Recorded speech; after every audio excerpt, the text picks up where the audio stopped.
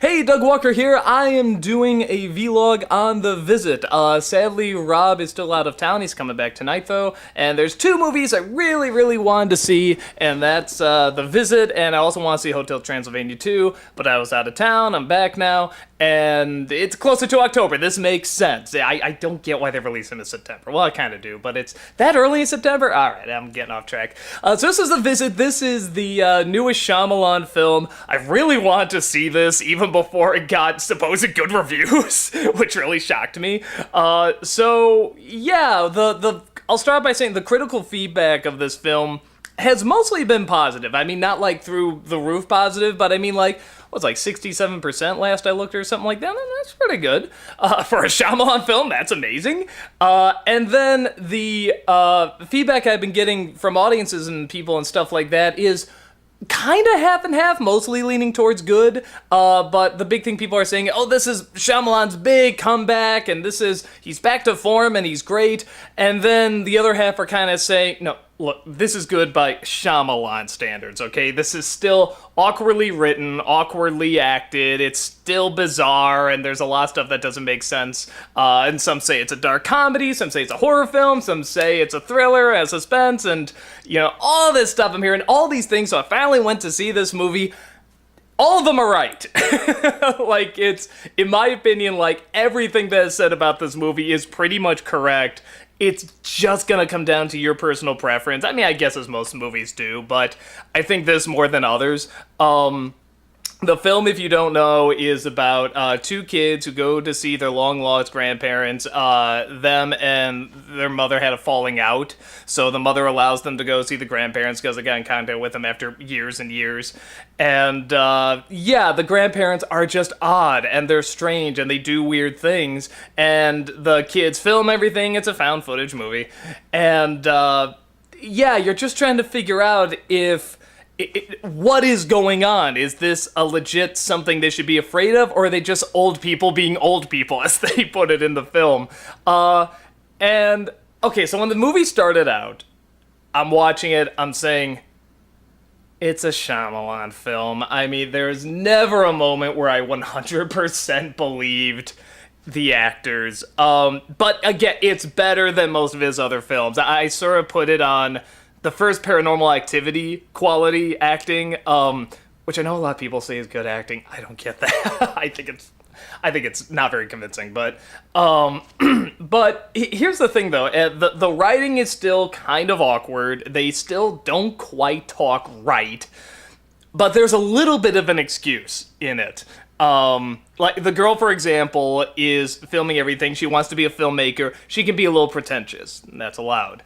The boy wants to be a rapper. Stay with it. Wants to be a rapper, and he's obviously a little odd. He's a little white kid from the suburbs and stuff. He wants to be a rapper. But the raps are funny, and not like, oh my god, they're really trying to make us laugh with this. They're legitimately funny, and the kid's performance with it is a lot of fun. The old people are strange. So, you know, you're kind of listening to them, and it's like, okay, this kind of works. You don't know quite what's going on with them. And the only one I could never quite fully, like, oh, I'm having trouble with this, is the mother. You don't see much of her, but every time she's on screen, again, I just think, like, you know, oh, we're in Nika acting from Paranormal Activity. Like, just, it's really awkward, it's really weird, and it's never convincing, but, I take it back. There's a bit at the end that's okay. But, yeah, so this stuff is going on, and I'm watching it, and like I said, there's these awkward isms going on that's in most Shyamalan films, but they're toned down, and I'm still interested in what's gonna happen. Despite the problems with it, there's enough charm and intrigue that I'm interested. I want to see this to the end, and I want to see it to the end for the right reasons. I don't want to see, oh, it's so bad, it's good. No, I legitimately want to know what's going on, and I want to make sure these two kids get out okay. If there's even anything to worry about, the film is very good at not giving away whether... It's very good at not giving away what's going on. There's a few hints, and actually I almost got it. I had, like, sort of a feeling what was going on, and then when they actually do get to the reveal, it's just like, you know, damn it, how did I not put this together? together, I felt like such a doofus. But I like that too. I like a film that legitimately tricked me. But the other good thing about that, two good things about that. One is that they lead you into a lot of directions thinking it might be something else. And they're done very well. They're good MacGuffins because once you do know what's going on, they still work. This is still stuff they would hint to and they would say and so on and so forth. But the other thing, even if you do figure out what's going on, it's kind of like The Sixth Sense in this way, even if you figure out what's going on, it's still entertaining. In fact, you could make the argument it's more entertaining. And that's a really good... That's a good way of telling a story. Yeah, I always say that's sort of the testament of a really good story is even if you know beginning to end what's going to happen, you still want to see it. You're still intrigued by how it's done and what's going on. So there's that, but now let me get to the best part. And no spoilers, don't worry, I'm not going to give it away. But the last third of this movie, I don't think I have ever been in such a state of suspense and laughter at the same time. And again, for the right reasons. It's not it's so bad it's good thing. I was legitimately laughing my head off throughout the whole last third of this movie, but also like really concerned what's gonna happen, and it's really, really suspenseful, and I've always wanted to see a movie that was both scary and funny at the same time, and I've never gotten that movie. There's some movies that have come close. Evil Dead 2 is kind of close, but it's like, it's not really scary. Were you ever legitimately scared in that movie? Or like, I think the closest thing I ever came to was like the librarian scene in Ghostbusters. That's both really creepy and funny at the same time. You're sort of going, ah! And you're going, the whole climax of this movie is like that, and I'm trying to control my laughter throughout the last third of this movie because most everyone else in the theater is really creeped out and they're really and I guess they were more sucked in by the scariness of it than the comedy, but there is definitely comedy. It is a beautiful mix of comedy and suspense and horror, and it's just a blast. The whole movie is worth it just for this last third. And even before that, though, like I said, I was interested to know what was happening, what was going on. These actors still had to deal with really hard to say dialogue that's just not very natural, but I say about 50% of the time I believe it, and there's enough charm to them that I say, oh, okay, I want to know. Like I said, I want to know what's going to happen to these people, and I am concerned for them. I'm concerned they get through.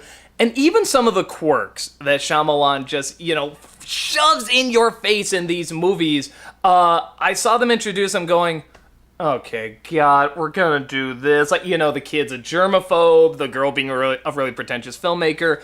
But all of it, especially the germaphobe thing, does come into play. And it actually does tie in very well and very naturally. Because I really thought this was going to be forced, this was going to be awkward, but it works okay. Like, once in a while they'll make a reference to the germaphobe thing to a point where you kind of forget. It's like, oh yeah, and you're kind of saying, oh wait, aren't there scenes where he's crawling around the dirt and the snow? So wouldn't he be, like, concerned about that? But I don't know. It could be a flub with the movie, whatever. There's a lot of little things like that, a lot of little details. Like, first of all, this camera is way too fucking good for any suburban kid to have. I mean, even the size of them. I know these cameras can get, like, really detailed, a really good picture, from small sizes. But I mean, like, these are clearly really high-end cameras. And the microphones on them must be the fucking best in the world. You can hear the grandparents from miles away talking. So it's one of those things where it's like the little details.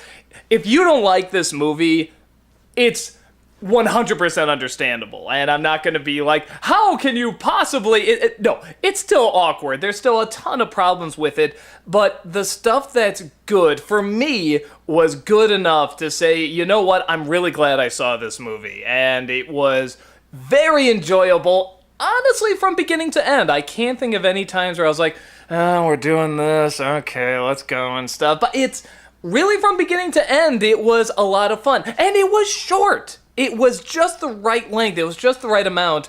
Well, okay, in my opinion, it should have ended maybe 3 minutes earlier. There's an additional 3 minutes where it's like, okay, I see why you have that, but man, if you ended 3 minutes earlier, wouldn't that just been like going out on a high note? But you had to give kind of like the sentimental ending and stuff, and it's like, okay, whatever. And it's not badly written, to his credit, but I'm like, oh, if you ended 3 minutes later, I would have just been like, yeah, woo!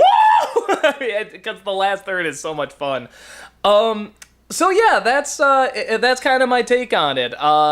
If you cannot get past those awkward moments of writing and some awkward acting and stuff like that, a lot of it comes from the writing. Honestly, the acting, I say maybe with the exception of the mother, mostly it's these people trying to make this dialogue sound natural, and it's still Shyamalan dialogue. It's very tricky to do, but it's still, that 50% when they get it right for me was good enough. And the story and the pacing and everything what was so enjoyable to me. But there are still plot holes. There are still things that don't make sense. And if that kind of stuff really gets to you, like, I get it. There's people that are not going to be able to overlook that, and fair enough. You're supposed to be suspending your disbelief for this, and they suspended too much. But for me, there was just enough to make it legitimately enjoyable and a lot of fun. Even at the points where I'm kind of rolling my eyes and moaning at some of the dialogue.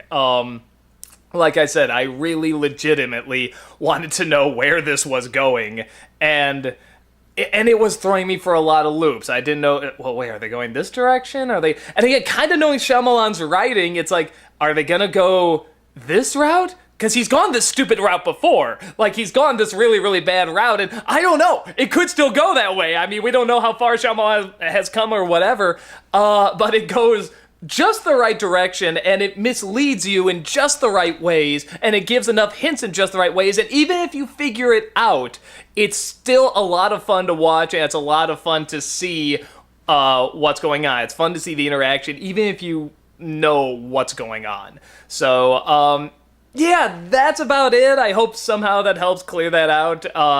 Like I said, I totally understand when somebody says this is still stupid, it's better than most of his stuff, but it's still stupid, don't go see it. And I understand when people say, man, this was a lot of fun, I highly recommend it and everything. So it's just going to depend on what you can overlook and what you're kind of focusing on. Like I said, for me, there was enough charm and intrigue and good storytelling to say, okay, I'm on board for this. I'm being dragged a little bit, but I'm walking a little bit too. I'm like, no, okay, I still want to get there, even if you got to drag me through some of it.